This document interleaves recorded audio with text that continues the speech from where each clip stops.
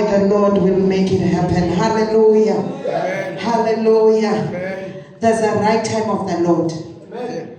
Hallelujah. Amen. Can I say it again, Basalwan? Yes. There's a right time, but the right time of the Lord. Yes. Hallelujah. Yenzeka nawe itshela ukuthi lesi sekuyisikhathi esiright. Lesi esami ke lesi isikhathi sami lesi.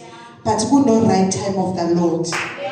Kuno right time like because I the Lord, not you, I the Lord will make it happen.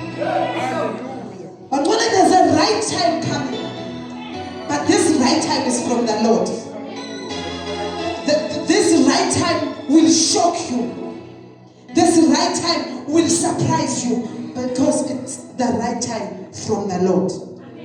Hallelujah. Amen. We are worried, we are concerned because izinto azenzekanga ngo right time bethu.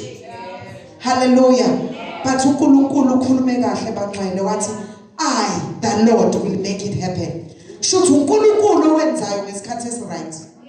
uNkulunkulu owazi ukuthi iminyaka eright ke le ukuthi usinenge ngamnika umshado. Because it's the right time. Esisuka kuphi enkosini. Kuyenzeka phela izinto ezingafikanga ngo right time zikudidise ngoba uzifuzulele wena uzitshela ukuthi amandla akho. Hallelujah bangcwele. Kodwa ukhona umuntu owazi ukuthi lokho ngikuthole enkosini. Noma ebapha ukubambisa kweyikhanda. Akafuni ukulahlekelwa yikho ngoba uyazi ukuthi akuveli kuwe. Akuvele emfundeni yakhe. Akayiqualifyisanga ukufika lapho kodwa uNkulunkulu owenzile isikhathi esiright. Into yesikhathi sikaNkulunkulu bazalwana ayikuhlubuki noma kanjani ngoba isuka enkosini. It can stress you, it can depress you, kungenzeka kufika izimpi kodwa mayisuka enkosini eyakho. Rest assured ukuthi le eyakho because uNkulunkulu ishona yena wathi ngesikhathi esiright yimina uNkulunkulu engiyokwenza kwenzeke. So can you just wipe those tears? Hallelujah. When you wait, rejoice in the Lord when you wait for the right time. Sitshela ukuthi lokho kungiphunyukile bekungakabi isikhathi esiright. Siduduze ngalokho ukuthi hayi bengakhona kwami bekungakabi isikhathi esiright sokuthi ngikubambe. But uNkulunkulu uyathembisa webangcwele uthembekile uthi ngesikhathi esiright yimina ake uNkulunkulu engiyokwenza kwenzeke. Sikubamba yini ukusho kwakhe kuseni. Thembekile. Kholekile. Lo thembisile uyenza webangcwele uyenza. It's never too late. It's never too late bangcwele. It's never too late. Kungenzeka ukuthi there's a delay wena ubona delay ukuthi iyangibambezela le kodwa I assure you at the right time. Mayisifikile nawe uzobona ukuthi si right ke lesi sikhathi. Ukuba ngiyithole ngalesa sikhathi mhlambe bengizobheka kwamina. Hallelujah. And you'll be grateful ngoba uyazi ukuthi ayiveli kuweke le ivelaphi bazalwane enkosini. So can you wait on the Lord? Hallelujah. Hallelujah. Sibuye ismile sisule inyembezi ngoba uNkulunkulu uzokwenza ngesikhathi esiright. Hallelujah. Hallelujah. Hallelujah. Hallelujah. When you wait iba nama habits right. Yazi kunezinto ezihlehlisa izinto zakho because of your habits. Kunama habits nje wena osungene kuwo ase character yakho. Sesiyazi nje ukuthi umbali uya procrastinate. Sekuyihabit ukuthi makuphuma ama-post aka-apply ulokuthi ugcina ngokusho and procrastination is your habit. Sekugcina kuyi-character yakho usuyakuphila uprocrastinate. Uzoblame uNkulunkulu presents opportunities and then at the right time. Hallelujah. So you must grab each and every opportunity presented to you. Ungazi ukuthi uNkulunkulu uyakudelay kanti wena onama habits wrong. Uhleli kuma habits wrong. Sekuyi-character yakho sesiyakwazi nje ukuthi unje ikhanda lakhe lakubo. Can we stop that bangcwele? Because we are delaying ipurpose kaNkulunkulu abanye bahlele esonweni.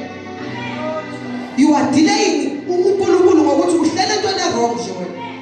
uNkulunkulu ubizile kufanele ngabe wenza umsebenzi wakhe, kunabantu akufanele ngabe basindisiwe ngenxa yakho kodwa uhlele unama habits wrong, awudlulwa state nje unama habits wrong. Wenza into wrong. Izinto ezicindezela calling yakho. You have a great assignment upon your head, but you are delaying the purpose of God ngempilo yakho. Can I just dwell on the habits? We've adopted our wrong habits as we were told. Sawathatha sawenza imkhuba yasebandleni kaNkulunkulu esithi izinto efanele sizenze. Wena ngcwele kwaze kwangathi sathi isikhathi sa-adopta izinto zangaphandle sayifaka ngaphakathi sathi isikhathi. Bashumayela abafundisi ba-entertainer thina ngenxa yesikhathi. Wabangcwele lingcwele ivangeli lona lelo lakudala ilona lelo eliphilayo even now. Times may change, but this will not pull up in the middle. Live pure, live holy, live seventh and the month. Live hlukanisa umuntu nesono. Lelava. Can you stop modernizing it from the end? Ukuze lifite inkanuko zethu. Hey, ngiyaqolisa mhlawumbe ngikhulumi kahle. Can you stop it, Macron? Ivangeli kaNkulunkulu lihle. That's why iBhayibheli malibhala lithi it's the good news. Indaba ezinhle. Mayifika kumuntu kumele zimenza la. Ashinga anathatha character edge. Character kaKristu.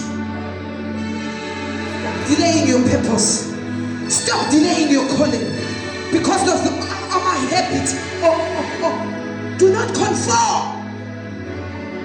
to the standard of this world. Ize nento ezalo yadlula webangcwele yadlula.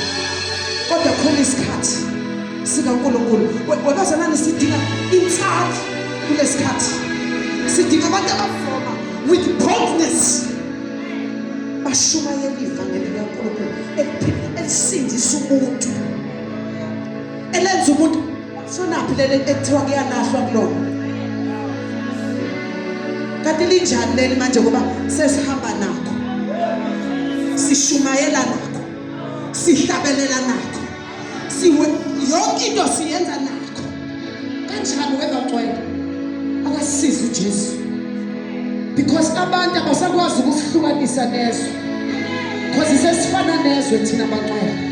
Sithandaza, siyathembeleza, masithandaza awusekho umahluko wokuthi uyabonakala ke lokuthi umntwana kaNkulunkulu. Ngentambo nangendlela ayiphethe i-character yakhe iyabonakala ukuthi umoldwe uKristu. Can we stop modernizing izinto zevangeli bangcwele? Kungenzeka thina sibodele kodwa ivangeli limini ashintshe linjalo bangcwele. Izwi likaNkulunkulu singaliguqa ukuze sifezekise idingo zethu. Amen bazalwane. We love you so much. Hallelujah. Let's share his hand.